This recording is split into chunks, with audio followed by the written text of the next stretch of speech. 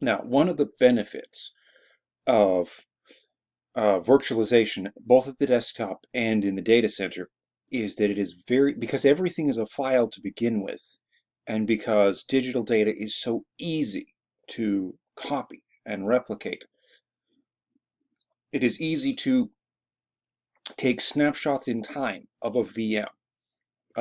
We can save the state of a virtual machine at any given point in time. Say, for example, after it's just been shut down, after you make a major change to it, or after you add a new piece of software, or make a major configuration change that doesn't require a reboot. Say, for example, uh, going back to the Active Directory example I've referenced in a previous video. Say, for example, you've spun up your Active Directory integrated DNS and whatnot. You created a new domain, and you've got your DHCP scopes running. Say, for example, you need to add a new DHCP scope for a new subnet that you're that you're simulating. Because one of the other things we'll talk about eventually is software-defined networking, virtual networking, not just with the very simple virtual switches I discussed in the previous video, but really interesting virtual networking. You can virtualize literally everything almost. Anyhow, so you've got a new subnet. You don't need to completely you add a new scope. Or for example, you take it a little farther down the road. You've got an Active Directory domain. You add a child domain with its own Active Directory and everything. You go back to the parent domain in that, and you add a DNS zone to go with a DNS zone and say a DHCP scope to belong to that new subdomain. Those aren't changes that require a reboot. At most, they'll require a restart of some services. So particularly if you don't want to bring the whole system down, but you do want to to capture the state of things, you can tell the hypervisor to capture a snapshot. Now, to view all your existing snapshots, you can go to your VM snapshot. You can also go to machine and snapshot. You can manage it that way. And the snapshot view will look a lot like this. You'll see a timeline of all of your snapshots, your base. You can, now, if you haven't named them for anything, they'll just have a timestamp on them. It would be better to name them. And if there's a branch, if there are branches, you'll see it'll drop off, and you'll have another line down here, like a sentence diagram. If you've ever seen a sentence diagram. Anyway, what you can do, and the fun thing is, as you note these buttons down here. You can take a snapshot. You can give it a name. You can give it a description. It would be a good idea to name them meaningfully. You might even get a screenshot with it, a thumbnail. You can keep a snapshot. You can clone a snapshot into another VM. Say, for example, there's a specific point in time, and you want to make a change. Just as you can clone a VM, you can clone a snapshot of a VM. If you're not starting with a base raw VM with no real data and configuration to it, if that's the case, you can just clone it, make a new copy, go from there.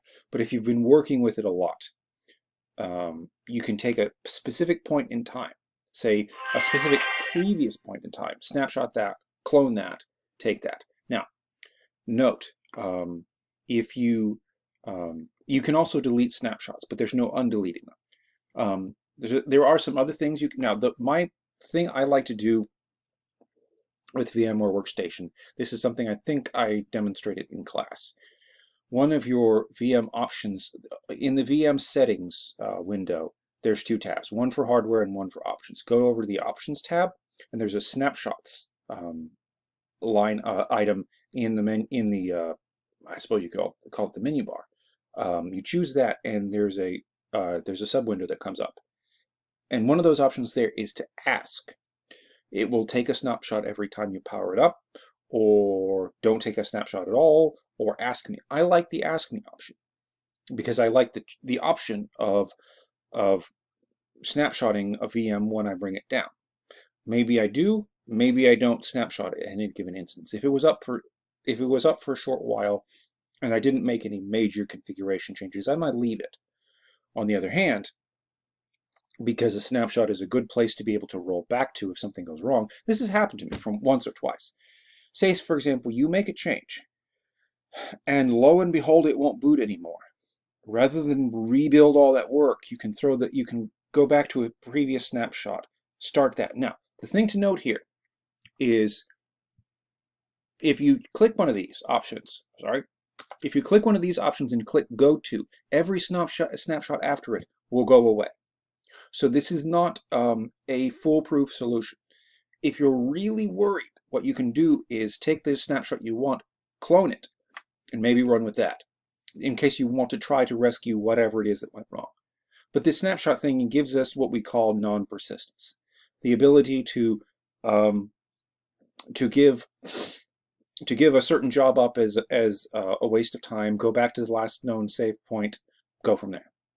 One of the other fun things you can do, particularly if you've got VMware tools set up, is dragging and transferring files. You can transfer files between the VM either by dragging and dropping. You can map virtual disks. You can use shared folders. You say, for example, you can turn a folder on the host machine into a disk on the device. Or you can using shared folders, what you essentially do is you tell the VM to treat a directory. I apologize for using the word folder. These things are directories, not folders. It's a computer, not a filing cabinet. You can basically tell it to use that directory on the host device. And what it will do is treat it like a drive share, a network share. Now, it will give it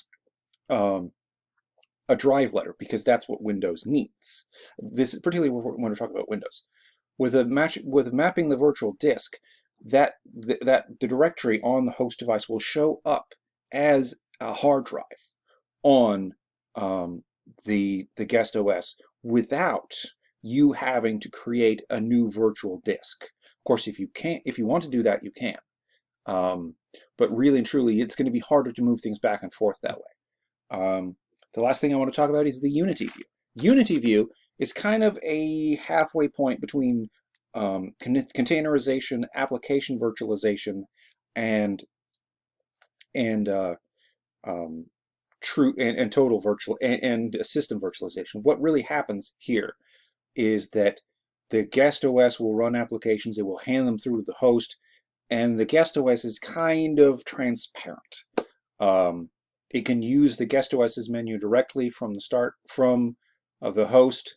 You can basically, navigating from out here in the real world, you get into the guest OS, start an application there, and that application will come forward, as it were, into the forefront. Now, you have to have a recent version of VMware tools. This will not work. Unity View will not work without VMware tools installed. And there's one more thing, cloning. Cloning is one of those other fun things we can do. You take a parent machine, you take a snapshot, you spawn them.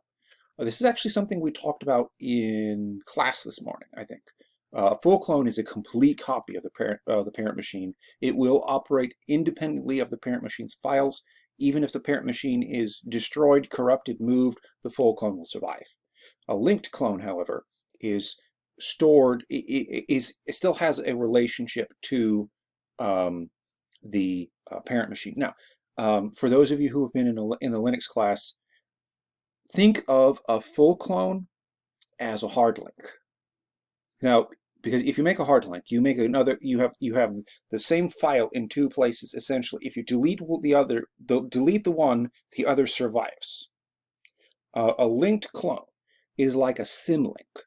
So if you make a symlink, if you edit the symlinked file from its new location, what changes is the original.